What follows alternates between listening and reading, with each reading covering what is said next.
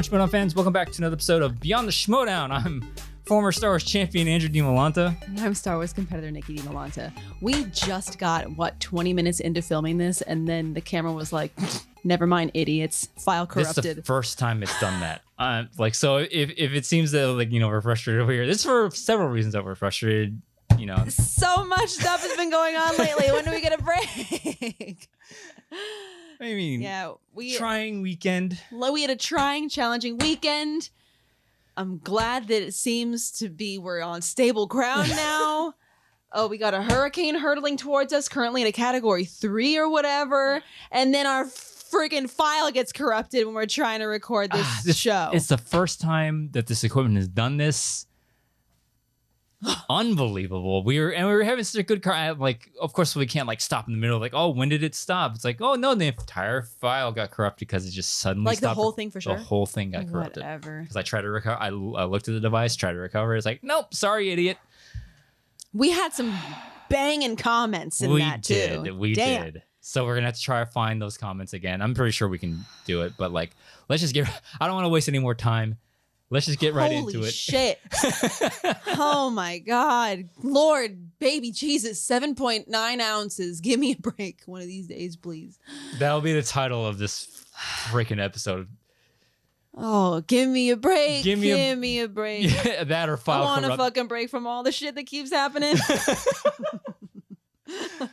Start over, idiot, file corrupted. That'll be the title of this fucking episode. Holy shit. Lord. Yeah, we're not going to beep anything out either. Yeah, nope. So buckle up, everybody. Anyways, so. All right, talking about Spectacular, leading into the last two matches, the singles match and the teams match. Yeah. With Shazam taking on King Arthur for the team's title. But there's a caveat to this one. Uh-huh. Is that King Khan has to find a new partner because Nooms was not able to attend Spectacular. Busy dude. He's actively being in a movie or whatever. And so yeah, I mean, it's happened. This isn't the first time. It's happened before. Circumstances might be different slightly here and there, but it's happened before with Odd Couple where they didn't, because before we knew the cards, it was kind of what's going to happen with the team's belt? Yeah. We knew that King Arthur held the belt. So obviously we were assuming they were going to play. Yeah. But it's who are they going to play? Shazam made the most sense because they had that rubber match. Yeah. Because they had all their, tons of defenses. So it seemed like, King Arthur versus Shazam was an absolute shoo-in for this match. But then, we heard that it was going to be a little bit shaken up a bit because Nooms was unable to play. So then the big question became, well, who's going to play with him? Yeah, and Khan can pick whoever he wants. Yes, he's got his pick of everybody. I know that people have been, making their predictions is the word. Yeah. People have been making their predictions as to who they think he's going to partner up with. I think even though storylines have kind of gone by the wayside because of, where we are, the nature of the state of the Schmoedown. Yeah.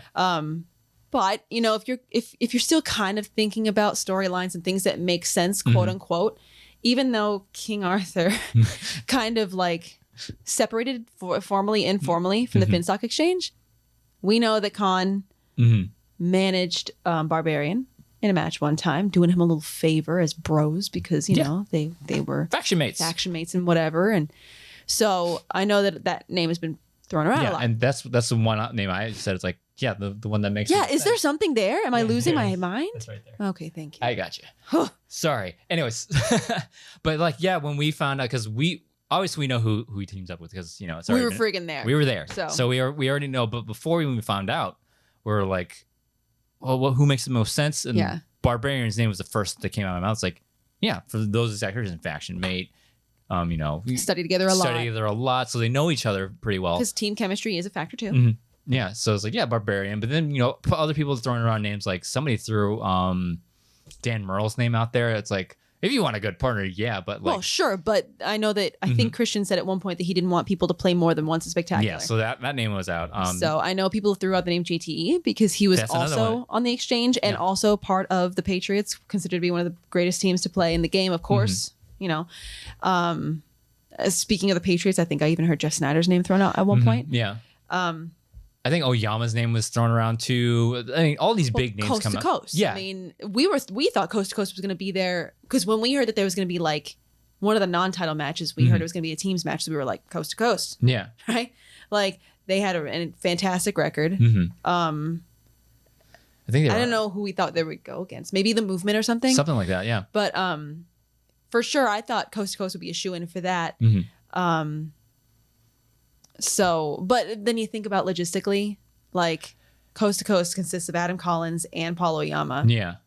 And assuming, since we didn't get flown out, assuming other people aren't getting flown out, that's two whole ass competitors that you'd have to fly out. Yeah. I mean, so, yeah, you know, Oyama in Hawaii, and I can't remember where Adam lives. I feel like he's somewhere close to the East Coast. Something like that. But like, yeah, Hawaii to LA is, you know, imagine that's a bit journey. That's a pretty penny. But we thought that he would be in, we thought that the coast to coast would be in that non-title match. But now that Khan has his pick of the litter, he could pick almost literally anybody. You could pick anybody except for, most importantly, Bibiani and Brendan Meyer. You also can't pick anybody else that played in Spectacular. So sorry, Khan, that I couldn't be your teammate or Andrew couldn't be your teammate. Sorry. You know, I'm sure we would have absolutely fucking crushed him. So with my vast, my knowledge of all that is movies. Yo, bro, you got this, right? You gonna carry? How good's your back? Because you can be carrying me the entire match. You're going to get 10 points in round 1. I'm going to get maybe 1. No problem. No, we'll crush him later. You got the speed, right, buddy? Yeah. It's the 2-pointer. It's your boy. It's your girl over here. You got a question about the mask? Got it. You got a question about the first Ninja Turtles? Got it. Let's hope we spin Star Wars, baby. Let's hope. Let's hope that for our 2-pointer, our 3-pointer, and our 5-pointer, we get the prequels, the OT, and the sequels. Because then we'll be fine. But yeah, no. He could pick anybody except for anybody else to play the Spectacular. Yeah. Basically. Yeah. I mean, I'm sure if he really wanted to, he probably could have plucked somebody out of retirement. He probably could have. He probably could have plucked Jeff Snyder out of thin air. Time will tell who he did. Yeah. Speaking of Jeff Snyder, like I remember Harloff saying like he tried to get Shazam versus the Patriots, and it's like I get it. I get it's great, like GOAT teams match, but it's like, what are you gonna force? Like, are they playing for the title? You're gonna force King Arthur just to vacate the belts so they can play for it? Yeah. That was one of those. I was like, yeah, I would love to see it, but it wouldn't make a whole lot of sense, especially since Shazam has a rubber, and if they're gonna be playing it Spectacular, I imagine they want to be playing for the titles. Yeah, a little bit. Yeah. But and also, I think this is the point that we were trying to get at before the freaking thing got corrupted. But like, would this put Shazam at a disadvantage depending on who Khan picks as his teammate? I mean, and it's like maybe if it depends on who you pick, but like also like whoever's available to play with Khan. I mean, there are like maybe a few names that stacks up with Nooms. Remember the season Nooms had last season? He's incredible. So it's kind of like, not really. Big shoes to fill. Big pink gloves to fill. Depending on who you pick, it might put Khan at a disadvantage. Because who else? Like Nooms is a fantastic player. Exactly. So, who can you find that maybe has a similar skill set? Because obviously Nooms' skill set complemented Khan's. Yeah. And vice versa. Yeah. So it's kind of like, do you go for somebody who you hope has a similar knowledge base to Nooms? Do you go just go for the home run? Like I feel like I saw somebody throw out. I feel like I even heard like a Paul Preston-y type of name where they were like, well, Khan is very young. Maybe you want somebody that's a little bit older so they can bridge the generational gap kind of thing. Yeah. A decent thought. Yeah. But you do also have to think about chemistry. I think that's why a lot of our brains went straight to like Barbarian or JTE because we know that they had studied together. Yeah, that familiarity between faction mates. Yeah. Exactly. So, you know, there's a lot of names that could be thrown around because, you know, it could be literally anybody. So we know who it is. Yeah, we know who it is. We know what I cannot for the life of me think about what their team name is. I remember it. I'll tell you afterwards. Okay, good, because I cannot think of it. All I know is as soon as we found out who Khan's partner would be, I was like, oh, got it. Here's your team name. Here it is. And they were like, yeah, well, it's already this. I'm like, mine's better. I'll tell you guys what mine was when we talk about the match. Yeah. I think it was better. I think it was very applicable, very on brand. Yeah. For both of them. But whatever. I don't make the decisions. Yeah, and also like I think another point that we got to before the camera equipment decided I think I remember what it is. It was the name. I think I remember what it is. I'll ask you afterward. Yeah, but also like going into this match, whoever Khan picks for his partner, and we also said that like that person doesn't get to be called champion until that person wins along with Khan. Much like the odd couple situation. Exactly. And also the thing is that there's no way around this. Unfortunately, the circumstances where they are, if King Arthur does actually end up winning this match, that person that he picks, that title win's going to come with an asterisk, unfortunately. Which is it's obnoxious. Yeah. I get it. Yeah. I would feel bad for that person if it were to shake out that way. Mm-hmm. I mean, I would, but I also wouldn't because you have the belt if that were to be the case. Mm-hmm. But, you know, I just feel bad because I'm sure there would be comments that would be like, yeah, but. And the way that you fix that is by not reading comments, which is the philosophy I like to try to stick by because it never brings anything good, really. Yeah. So, you know, I do my best to try to. I glance at things because I want to be able to have conversations on this show about like what people are thinking. But by and large, I try to avoid a lot of things because it just brings nothing but annoyance and anger because it's like, what are you talking about? Like, you have no idea what's happening. You have But so the way that, you know, that problem is solved by just not reading comments. Yeah, it is. But like, you know, but the other thing is you play the cards you're dealt. Yeah. It would be the kind of thing that, like, in our match, if I were to win, the asterisk would be there of, well, I mean, the asterisk would be there for like, yeah, well, you only won because not you only won. You only had the opportunity because, you know, but what are you supposed to do? Yeah. Like, what is this person that plays with Khan? What are you supposed to do? Yeah. Not take a shot at the belt? You know? Yeah, it's a golden ticket. Like, when I was told, like, hey, you know, Star Wars belt's vacated. You're going to be in a number one contender match to go up against the winner of Andrew's number one contender match.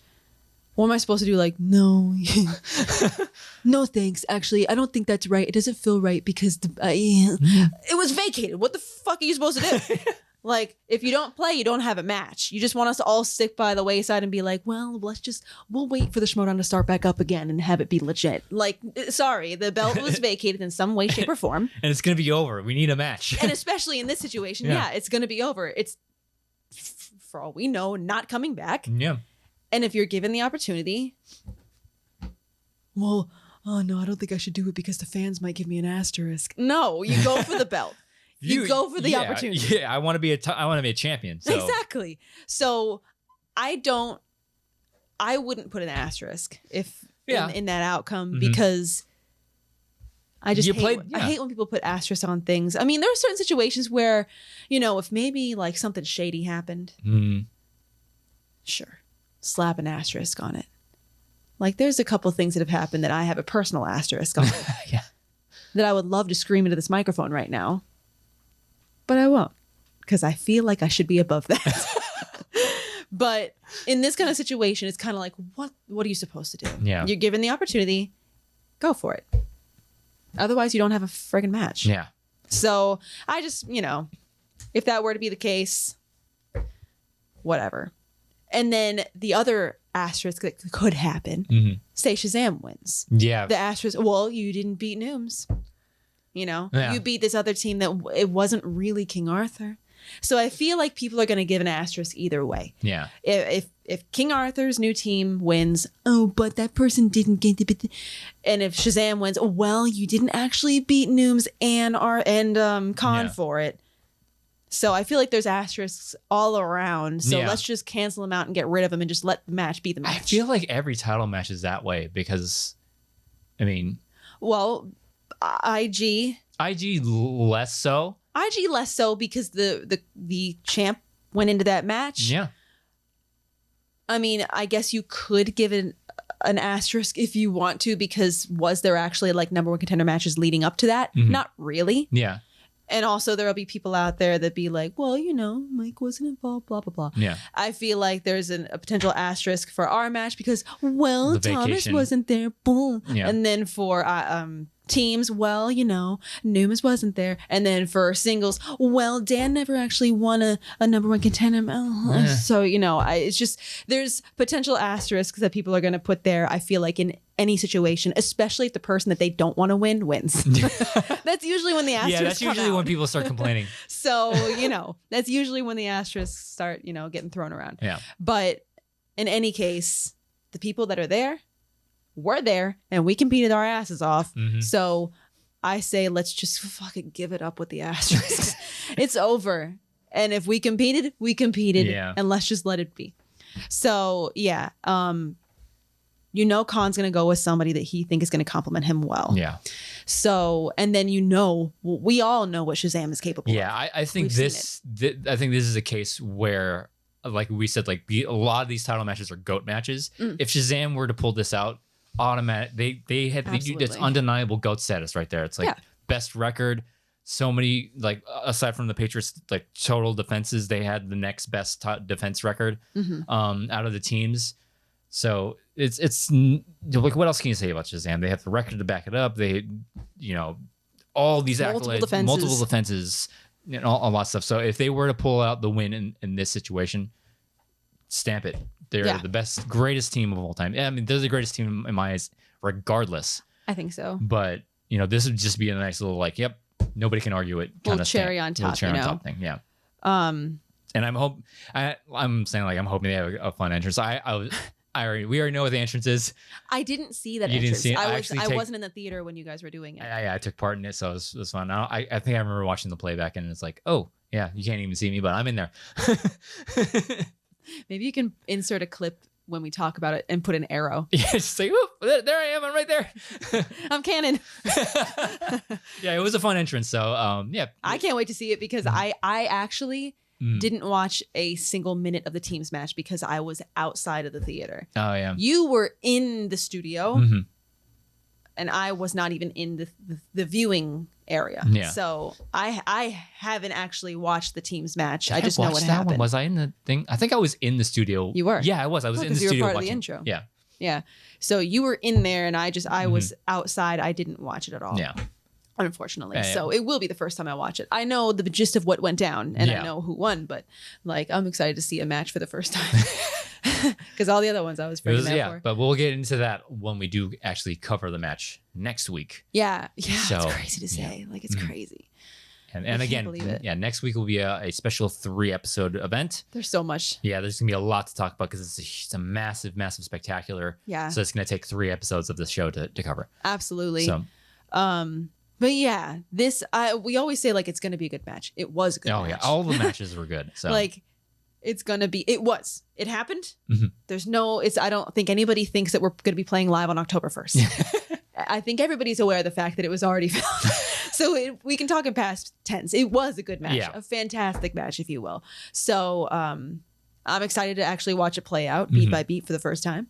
But I mean, we all know that Khan is going to try to pick the best person to compliment him. We all know that Shazam is an incredible team. Yeah. That we've seen them do insane things on those stages. So you know that Khan's not going to be like, it's a flirt and blouse. So you know that he's going to pick somebody that's going to be able to keep up. So it's just a matter of who. Yeah. So there's a couple of really good names out there. Yeah. So wonder who it could be. We don't know. No, it's not like we were friggin' there and I tried to give them a team name that they rejected. They didn't reject it. It's just that there was already everybody was already aware, like, this is the team name. But yeah, so let's go ahead and let's go ahead and move on to the main event, the overcard of all overcards. The overest of overcards. Yeah, the final overcard of the movie trivia Schmoedown. Ever. Singles title. Ever. Yeah, singles title is on the line. Yeah. Defending his title is the inglorious one, Sam Levine, against dangerous Dan Murrell. And this GOAT, people are calling this a GOAT match too, because we already had the GOAT match, which is Roca and Murrell last spectacular. But yes, this is everybody's been wanting to see this match. Of course. They've never played each other. They've played each other. Oh, they did. Yeah, it was when Dan won the title back against that triple threat between Roca and Riley. How do you remember? This is it was a big match because it was like, okay, Dan just won, and then Sam's like, oh yeah, I have a free for all ticket that I can I can do this, right? And immediately after, Dan had to turn around and try to defend it, which he did. But I would argue that's a different Sam Levine. This isn't the Sam Levine that we have now. How many years ago was that? Several? That was several years ago. Yeah, well, you stay in the game long enough, you're not going to be the same player. Most of the time, you're not going to be the same player that you were in your first year. Case in point. Yeah. I mean, don't get me started on his career again. Let's just not. We're not talking about Star Wars right now. We can talk about it when we get to when you start out 9 times out of 10. Yeah, you're different. If you stay in for a couple seasons and you were in for, I'm not talking about you. We're not talking about you. We're not talking about Star Wars. If you stay in for multiple seasons, chances are that you're going to be a different, because a lot of people are so quick to be like, oh yeah, well this person already beat this person. Okay, cool story. We've never seen that other person come back and beat that other person ever again. Never again. Yeah. Like as soon as, so did Dan beat Sam? Dan beat Sam. Because I feel like a lot of people immediately jumped to, well, Dan already beat Sam, so we already know which way this is going to go. Yeah. It's like, have you seen, like, use your brains? Yeah, have we seen Sam Levine play lately? Like, just look, we always talked about it after every titles defense that he's had this season. It's like, if you're a singles competitor trying to go for that belt, you're looking up at Sam, the mountain peak top. I'm like, what do I do against that? Yeah, so, I feel like people are so quick to be like, well, he already won once. Yeah. Well, you're telling me we've never seen somebody who's lost initially face the same person again in a rematch, and then they win, and then it scores, even? Give me a friggin' break. So, just because Dan has already won against Sam does not mean that this match is cut and dry. Like you said, look at how Sam's been playing. Yeah. Look at how Dan has played. Yeah. These are two of the best, if not even, two of the best. I mean, I think it's the two best, two of the best to play this game. Two of the absolute best to play this game. So, and I really enjoyed this match because, not only because, and I think one of the best parts about this match is that you and I were sitting in the studio. Oh, front row. Yeah. Like I could have, and like made Sam's hair move in the wind. Like we were that close, I feel. But so that was really cool. But also you get to see these two titans of the game go against each other again. But they were both so just like, we're just here to have fun. Yeah. Like it was just, like we said in the other previews that we had, this was so much of all of these matches were such a celebration of the Schmoedown. Yeah. So if you're coming in here for like a tense, Sam's like, man, fuck you, Dan Murrow. Like that's not the kind of match you're gonna be getting. So I'm the GOAT. I'm the GOAT. No, this is mine. This belt stays with me. I'm getting my belt back, motherfucker. Like I'm the best of all time. Yeah, I got something to say to Dr. Cox. Give me that fucking belt. If you're expecting that, not that these two men would ever do that, but if that's what you're thinking, it's going to be this high intensity, like, oh my God, like, no, like this is just a celebration of the Schmoedown, a celebration of movie trivia knowledge, and the fact that these two gentlemen have accomplished so much in the Schmoedown. I don't know their friggin' records. Sorry, I'm not Frankie. Go watch the friggin' rundown. I'll try to look all this stuff up before we record the recap matches. I should. Will I? I'll do my homework. That's a different question. I'll try to do the homework. I have not done any studying or preparation for Schmoedown in a while now, and it's freeing. I feel like the genie when he gets his shackles taken off.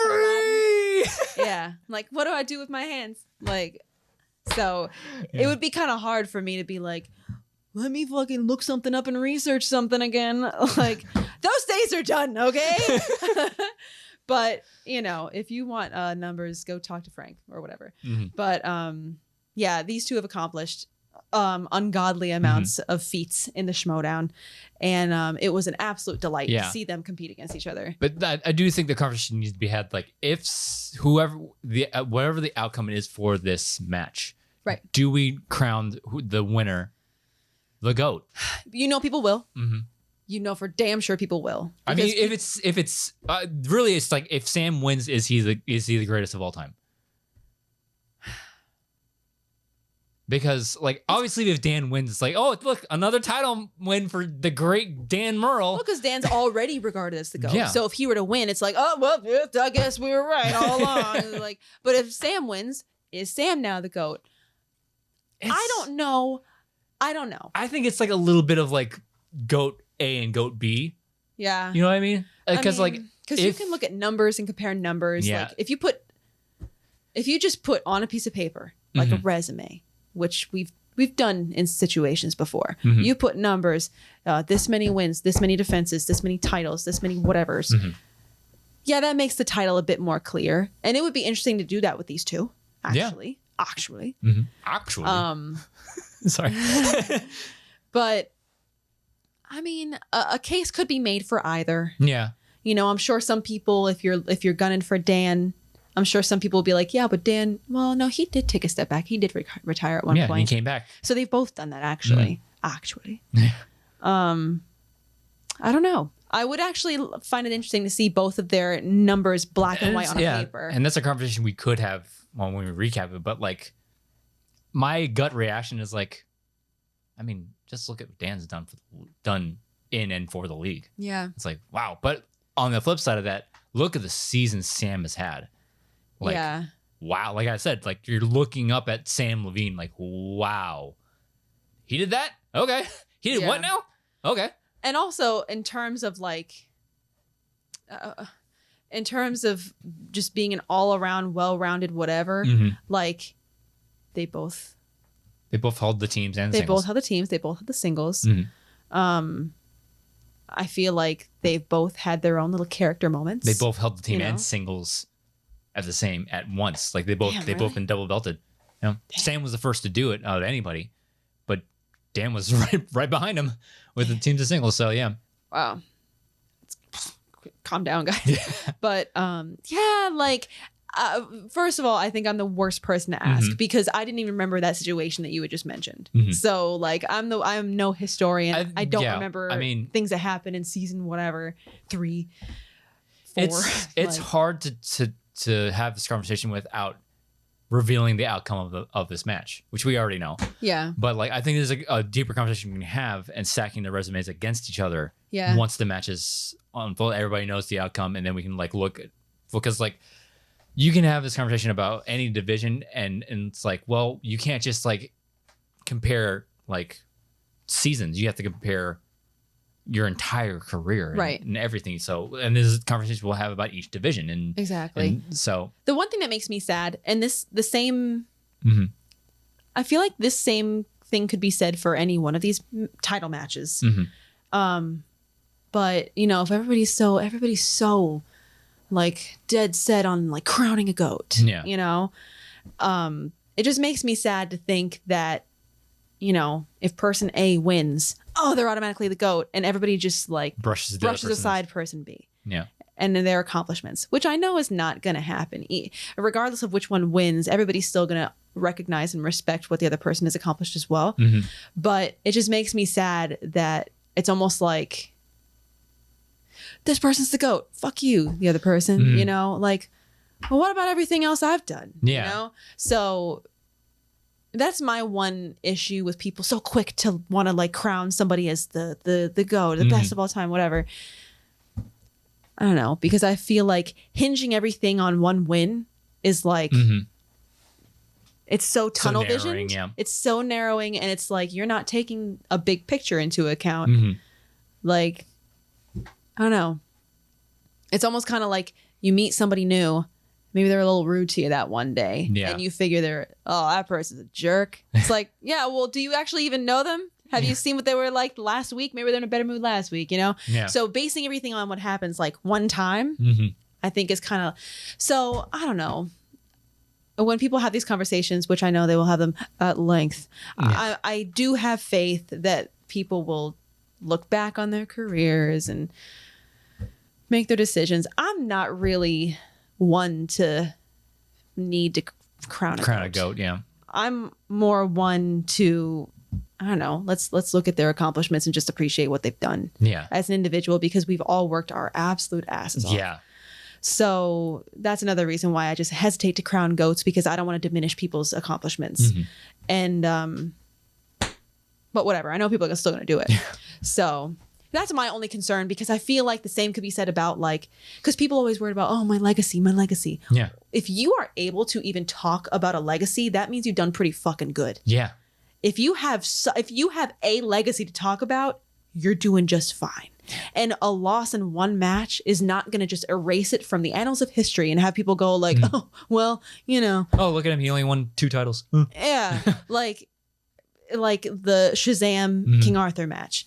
If people are like, well, if Shazam loses, what's that going to do to their legacy? Fucking nothing. Yeah. They've still accomplished an incredible amount. Yeah. Like, oh, well, what if Sam loses? Does that mean that he's not the guy? Who fucking cares? Do you see what he did? Yeah. Like, and same goes for Dan, if you were to lose. So, I don't know. I've gone on a tangent too much with this, but I hesitate with the GOAT conversation because I don't want to diminish people's work. And I feel like it does a little bit. Yeah, I mean. A little bit. But I'm not in the conversation, so I don't know. I don't need to worry about that personally.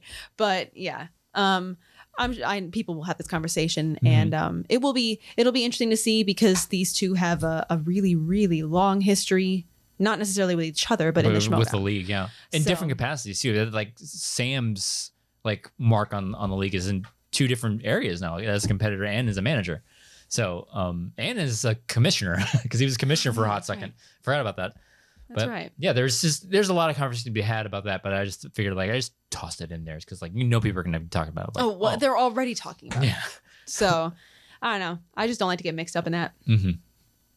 And I don't think, regardless of who wins, I'm not gonna be like, oh well, that person's the GOAT and the other person's not. I don't know. Yeah, and also how do we feel about Dan getting this automatic shot for the title? Well, that's the other thing. Say Dan wins, people are gonna. There's another thing where bias comes in. Let's say Dan wins. Do you really think anybody's gonna be like, oh, Dan Murrell's got an asterisk next to this championship? I really don't think anybody would do that.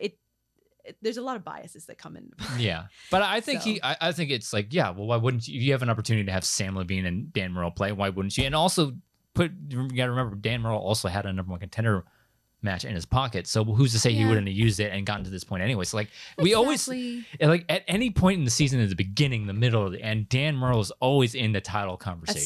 At some point in the season. If not at multiple points. Yeah. The only thing that I know that people have been talking about with this match is, Marisol. Yeah. Bateman, they had something cooking and then blah, blah, blah. None of us were there.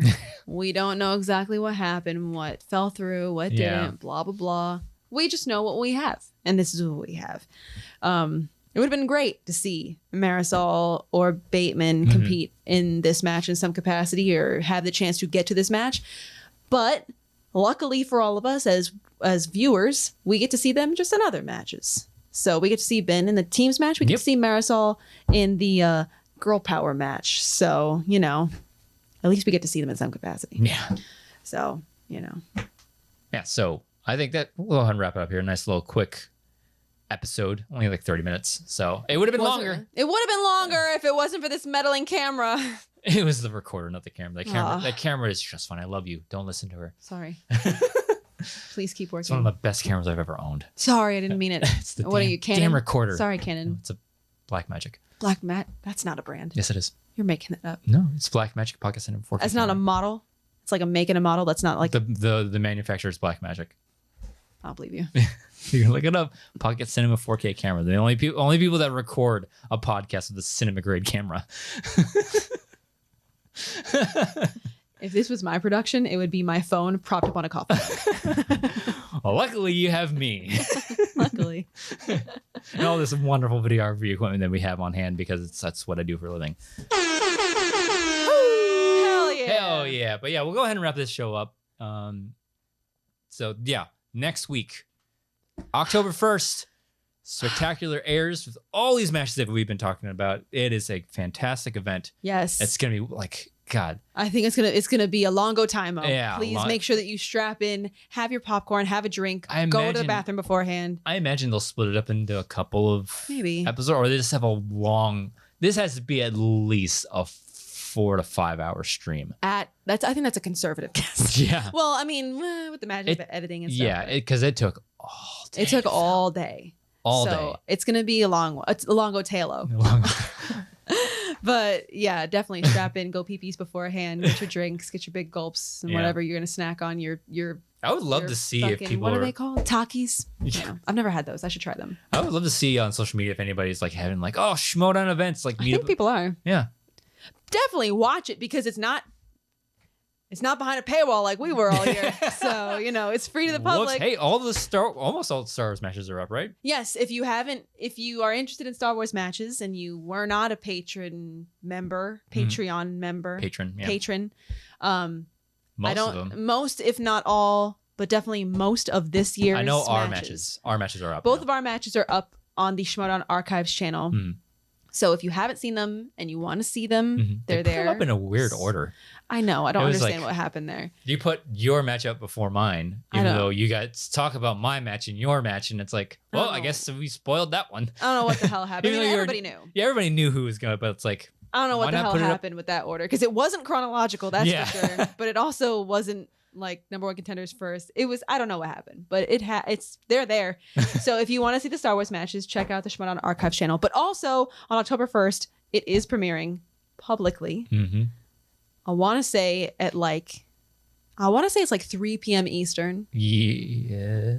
Or something to that effect. Hold on. I think I don't know what it is. I don't know if that's exact right time. And 3 p.m. Eastern, 12 Pacific. No, we're just gonna say 3 p.m. Eastern. And everybody on the West Coast, you figure it the fuck out yourself what time it is for you. Everything revolves around you West Coasters. Everything comes out in PT. Good Lord, let us have something. It drops at 3 p.m. Eastern time. Okay, so if you want to watch it, I think it's gonna be on the archive channel. Yeah. 3 p.m. Eastern. Figure it out for everybody else. But yes, please watch. A lot of work, a lot of effort from not even just competitors, but definitely competitors. We've all put in a lot of work. The crew has put in a lot of work. Yeah. People have been cutting this for a long time. So definitely watch it. One last hoorah. Join us for the last good time. And then we're going to talk about it a lot. Yes. Yeah. So next week, you get a special 3-episode week of Beyond the Schmoedown. So again, I think the first Monday we'll be covering the off matches and maybe IG. And then Wednesday we'll be dedicating a whole episode to ours because we got a lot to talk about. We got a lot to say. Well, we got a lot of things to say, got a lot of words in our heads, got a lot of tears to cry. Yeah, we will be talking about our match in length and also a couple other things too. Like, we'll be dropping study tactics. Oh, and how we went in, what went into preparing for not just this match, but our entire, we're going over our entire career. Shit, you know what I'm saying? A lot of shit that we did. The division as a whole and all that stuff. So one episode will be Wednesday just for Star Wars. Because we're Star Wars competitors. We got a lot. What do you expect? Yeah. How often do you have a husband and wife with the same podcast talking about the same match they were both playing at the same time? So, And then on Friday, we'll do the teams and singles matches. So I think that's what we'll do. Because, So the first episode we'll cover 3 matches. Yeah. So stay tuned for that. And then I think the week after will be our goodbye show. Yeah. So, and obviously when we talk about them, big time spoilers. So don't hang out with us until you're ready to hang out with us, unless you want us to tell you. Yeah. Because if you want us to tell you, the winner of the Dan Merle Sam Levine match was, oh God, I got that out of my system. Yeah. So God, it's glitching out again. Man, what happened to that roadcaster? That's the roadcaster. That's the roadcaster. But yeah, whatever happened, I think the thing glitched again. I don't know. I don't know what happened there. But anyways, join us for Spectacular. Yeah, so I guess we'll go ahead and wrap it up here. So, Star Wars competitor, Nicki Dimalanta, where can they find you online? You can find me on the Twitters at Dimmy, DIMMMYYY. As for me, you can follow me on Twitter if you want. I don't do anything, at Drew Dimalanta, DIMALANTA. And then, of course, on Instagram and TikTok at Rogue Leader Drew. I'm close to 10,000 on TikTok. I think I was close to 9,600. 4 more hundred to go. Word. Get me there, please. I'm not doing a backflip. Sorry, Justin. I don't want to go to the hospital. Well, yes. Yeah. That is true. I mean, I don't know. Maybe if you stretch a lot. We'll take a warm bath. We'll see when we get there. But I'm 400 away. So follow me there. We'll see. We'll see. But Thank you for joining us. Oh, so if you're listening to this on audio form, please follow the feed and rate us. And if you're watching on YouTube, like, comment, subscribe, click the bell icon lower right hand corner. See, we do things on the YouTubes. Which will be Going Rogue and Radcast once this show ends. Yes. We've been very lazy about that, but like, I want to focus everything on this show before we shift gears over to those ones. Yeah. So, yeah. Exactly. Yeah. We'll have more time to focus on those. But thank you for joining us on this episode of Beyond the Schmoedown. We'll see you guys next time.